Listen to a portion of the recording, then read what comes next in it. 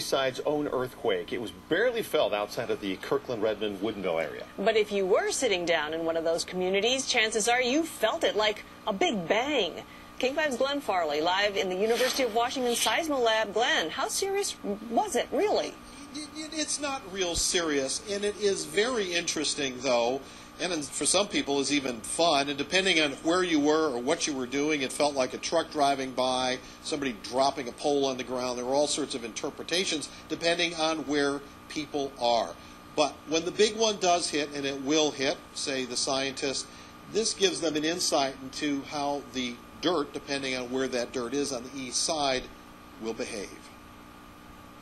It does take quite a bit to knock these off, and we climb them all the time. Tyler Farnsworth is the assistant winemaker at JM Cellars, sitting in the office at 9:37 this morning. Whole house was shaking.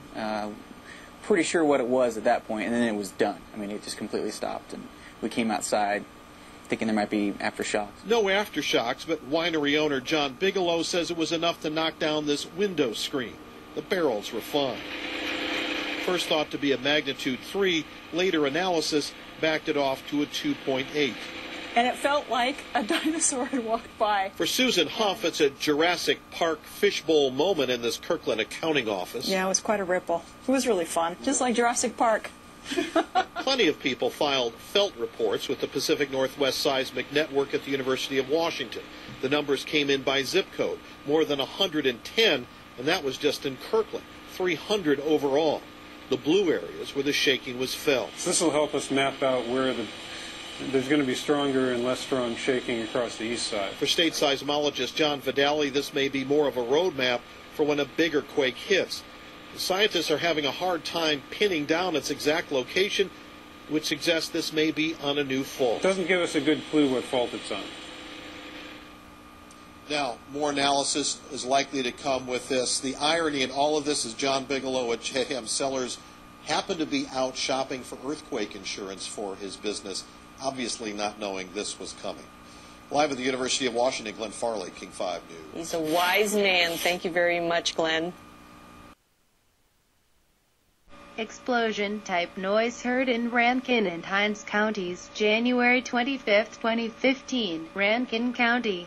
MS Mississippi News Now. Saturday night, many residents in Rankin and Hinds counties heard what they're describing as an explosion.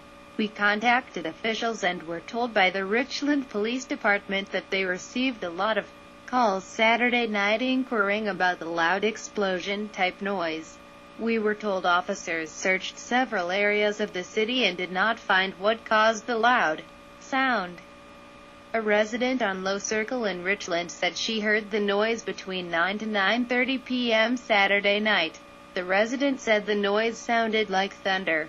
We received several Facebook messages asking if we knew what the explosion was.